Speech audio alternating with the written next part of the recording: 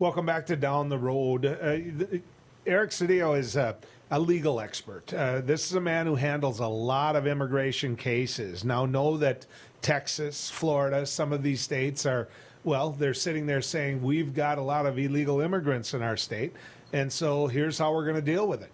We're going to send those individuals to Washington, D.C. by bus. We're going to send those to Delaware, the home state of the President of the United States.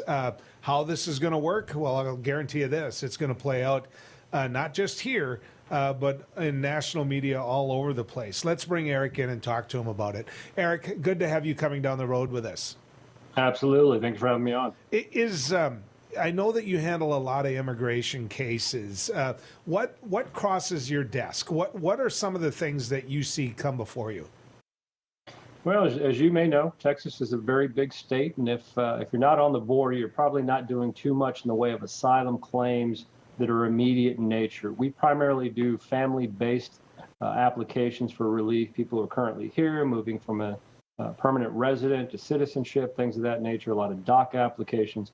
But I'm also a clinical professor of law at SMU, and we annually take students down to the border, to detention facilities, and help people with their asylum claims, help organizations like Raices help with those types of situations. So we see it in a number of different types of contexts.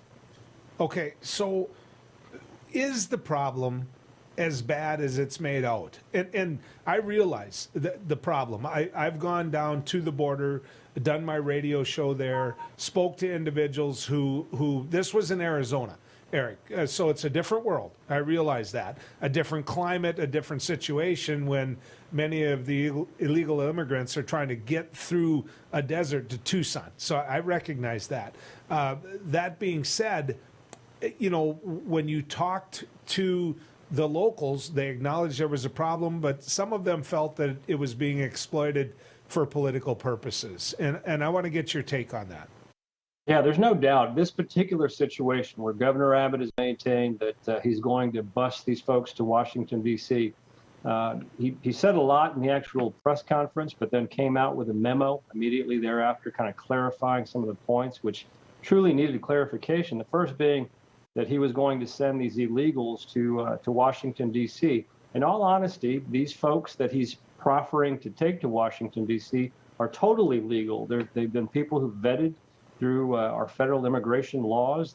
They're perhaps requesting asylum here in this country. They've passed that requirement for an immigration officer to maintain that they have a good opportunity to be here. So that's one context. I didn't want to, misapply or want him to misapply what he was maintaining. Certainly undocumented folks, the people who are here that enter without inspection, that's a separate question in terms of what's there. I wouldn't imagine the state of Texas would be, aiding and abetting people moving to Washington, moving to the interior if they weren't here legally.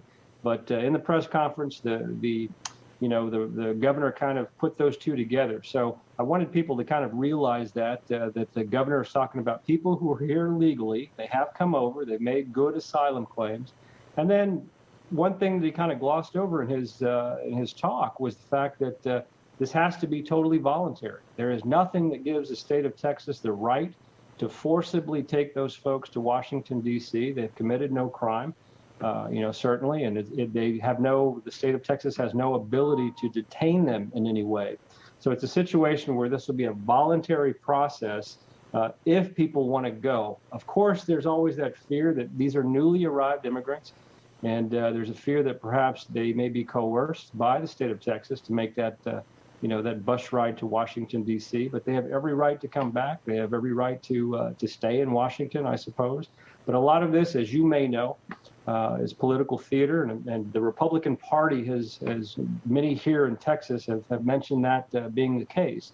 So it's a situation where everybody kind of sees it for where it is.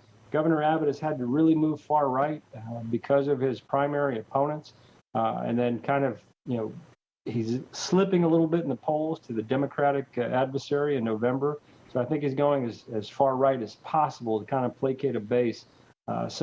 Unfortunately, I don't think there's going to be much to it in terms of what's there. But I did want to point out the fact that he's talking about taking legal migrants to Washington, D.C. on these buses. So, Eric, if I could, I realize we asked you on to be a legal expert. That's your area of expertise, both as a practicing attorney and as an educator. That being said, I have to ask you this, and you might just tell me, look, Joel, that isn't a place I want to go to. But the dehumanizing, the individuals that you have gone down and try to help through this process, could you speak to that, or are you willing to speak to that so people understand who these human beings are that you talk to? And that's the thing. This always gets lost in this, political back and forth. These people, many of them, and not everyone, of course. I understand that people who attempt to make asylum claims may not be credible in terms of what it is they're asserting, but many of them, tens of thousands of them, are incredibly under incredible duress in their own home countries, especially folks from Honduras and Guatemala and all the middle countries there in Central America. I can't tell you some of the stories that they're really being subject to. I mean, not only threats of violence, but actually the deaths of brothers and sisters and parents, and it's continuous.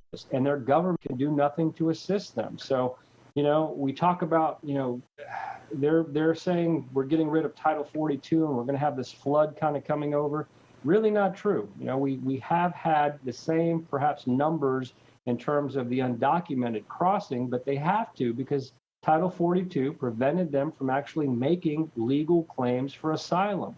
And that's incredibly unfortunate. Under the Trump administration, we completely closed down the border. Under Biden, at the very least, we allowed accompanied minors to continue with their asylum claims, which we really needed to have happen because, in those Central American countries, it really is a situation where unaccompanied minors are really being subject to some of the, incredibly disparate, incredibly bad, ugly threats of violence, actual murdering if they don't join these groups, these cartels, these organizations there in their home country, and they're fleeing that. And if you're a parent, you would understand it. But I'd love for more people to truly understand what's going on, and if they could see it and hear it.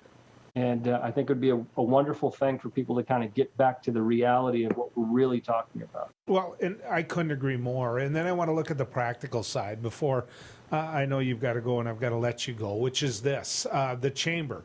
In the community I'm sitting in, one of the biggest, if not the biggest problems we have in our economy is we don't have workers. I mean, we don't have workers. And so the head of the chamber, a very conservative group here in the Fargo, Moorhead, West Fargo area, she has come out and said, look, we need to diversify. We need to welcome. We need to realize a source for labor in our community. Is that getting across? Because the last time I looked in Texas, it's the same problem. It's the same problem. They can't find the workers they need to grow the economy. That is across the country. We are seeing shortages of people, employees, people who can take care of certain industries have been destroyed, decimated. State of Texas, we're searching for people, people who can work as waiters and servers and construction workers. It is devastating to certain economies, and we're seeing it.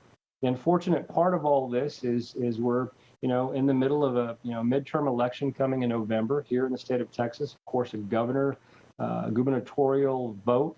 So it's a situation where, unfortunately, that we don't have enough companies coming out and saying, "Hey, look, we need these folks to help us out." They're doing it. They're when we see some of the things that our governor is doing, they come out and perhaps put together a letter, an open letter to the governor.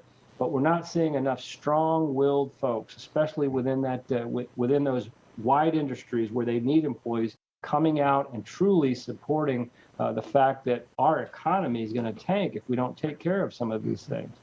Eric, Eric, just one more point. Absolutely. You tell your Cowboys to be good to my Vikings this year, okay? We had a tough year last year. I don't need to have 2 years in a row of bad football, okay? Will do. Do. Thanks for taking the time, and thanks for advocating on behalf of these human beings, people that we need to work and people that need to be treated the way we'd want to be treated. So I appreciate it. Absolutely. Thanks for having me on.